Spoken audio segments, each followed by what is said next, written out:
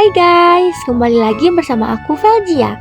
Oke, di video kali ini aku akan membahas materi mengenai model networking.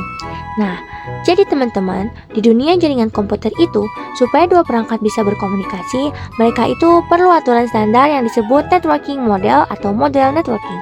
Nah, tanpa hal tersebut, perangkat dari vendor yang berbeda nggak bisa terhubung. Nah, sebelum masuk ke penjelasan, aku bakal kasih kalian dulu perumpamaan supaya kalian lebih mudah memahami materi ini ya. Bayangin kalian lagi kirim paket ke teman kalian. Langkah pertama, kalian akan menulis isi paket, terus mengemas paket tersebut, terus dikasih alamat tujuan, dikirim lewat kurir. Nah, setelah paket diterima, paketnya akan diperiksa alamatnya, terus dibuka kemasannya, terus dibaca isinya, dan paket diterima dengan baik sama teman kalian. Semua itu terjadi bertahap dan teratur kan, gak langsung sekaligus. Nah, data di jaringan juga sama halnya kayak kirim paket. Data di jaringan lewat beberapa layer supaya bisa sampai dengan benar. Nah, sekarang kita masuk ke penjelasannya. Jadi, apa itu model networking? Networking model adalah kerangka kerja yang menjelaskan bagaimana perangkat komputer saling terhubung dan berkomunikasi dalam suatu jaringan. Model ini dibagi menjadi beberapa layer untuk mengatur proses komunikasi data. Ada OSI model, yaitu 7 layer, dan TCP/IP model, yaitu 4 layer. Oke, next. Di sini aku punya dua gambar. Di gambar yang pertama ada yang namanya chaos networking atau jaringan chaos. Bisa kalian lihat, jaringan chaos ini adalah sistem yang rumit, di mana komponen-komponen seperti aplikasi, enskripsi, dan lainnya ini saling terhubung tanpa adanya tahapan yang jelas. Ini tuh bikin sulit dipahami dan diimplementasikan karena urutannya yang sulit dimengerti. Sedangkan di pinggirnya ada yang namanya model networking. Model networking ini terlihat sistemnya rapi dan tertata ya, karena konsep kerjanya membagi fungsi komunikasi jaringan menjadi 7 lapisan yang terstruktur dan teratur. Nah, di sini terlihat di lapisan atas ada aplikasi, presentasi, dan session. Bagian ini biasanya terfokus ke perangkat lunak untuk memproses data dan antarmuka pengguna. Terus yang di bagian bawah ada transport, network, data link, dan physical. Umumnya terfokus ke perangkat keras dan fisik data antar perangkat. Nah, jadi bisa disimpulkan kalau manfaat dari jaringan yang terstruktur itu memudahkan pengelolaan jaringan dan memastikan setiap komponen menggunakan bahasa yang sama untuk berkomunikasi. Selanjutnya, aku bakal ngejelasin kenapa TCP/IP itu lebih unggul daripada OSI layer. Karena guys, TCP/IP ini dalam implementasinya praktis karena dia lebih terstruktur sederhana, yaitu 4 layer, juga efisien dan merupakan standar dasar internet yang diadopsi secara universal.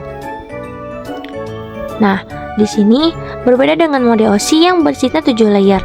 Nah, TCP/IP ini lebih unggul untuk transmisi data nyata dan memiliki protokol yang fleksibel. OSI ini sifatnya 7 layer ya, dan merupakan kerangka teoris untuk pembelajaran. Sementara TCP/IP yang sifatnya 4 layer adalah standar yang praktis dan sering digunakan internet saat ini. Perbedaan keduanya ini sangat terlihat dari jumlah lapisannya. OSI ada 7 layer dan TCP/IP ada 4 layer. Selanjutnya ada application layer. Nah, application layer adalah lapisan paling atas dalam model jaringan yang berfungsi sebagai tempat interaksi langsung antara pengguna dengan aplikasi jaringan. Fungsinya ini menyediakan layanan jaringan untuk aplikasi, misalnya browsing, email, dan lain-lain. Menjadi penghubung antara aplikasi dan sistem jaringan, mengatur bagaimana data ditampilkan ke pengguna, contohnya browser atau Chrome, dan lain-lain. Email, yaitu chat atau media sosial. Nah, terus ada transport layer. Transport layer adalah lapisan jaringan yang bertugas mengatur pengirim data dari satu perangkat ke perangkat lain agar sampai dengan benar, lengkap, dan urut.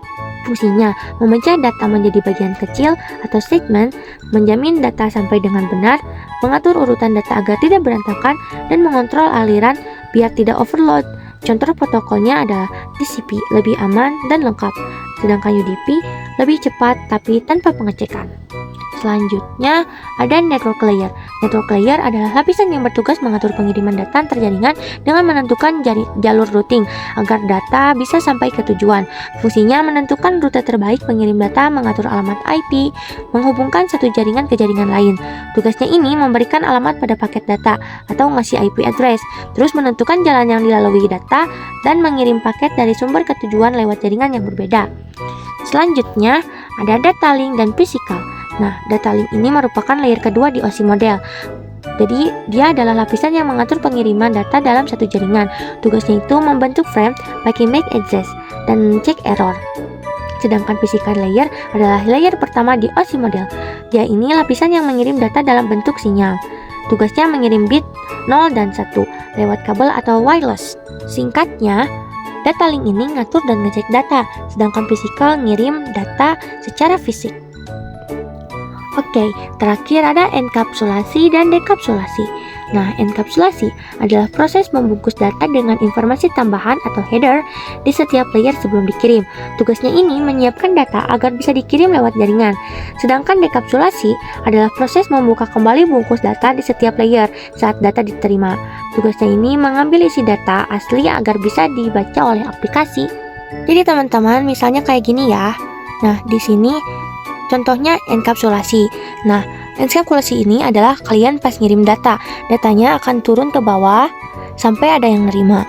Nah, sedangkan dekapsulasi adalah ketika kalian nerima data dan naik ke atas sampai kalian bisa baca datanya. Jadi simpelnya, enkapsulasi ini membungkus data, sedangkan dekapsulasi adalah membuka bungkus data. Jadi kesimpulannya, OSI model dan TCP/IP model ini sama-sama digunakan untuk menjelaskan cara kerja komunikasi jaringan dengan membagi prosesnya ke dalam beberapa layer. Perbedaannya, OSI model lebih lengkap, yaitu 7 layer, dan biasanya dipakai untuk pembelajaran, sedangkan TCP/IP model lebih sederhana, yaitu 4 layer, dan digunakan dalam praktik di internet. Oke teman-teman, itu tadi materi mengenai model networking. Sampai ketemu di video aku yang selanjutnya ya, bye-bye. Thanks for watching. Please subscribe.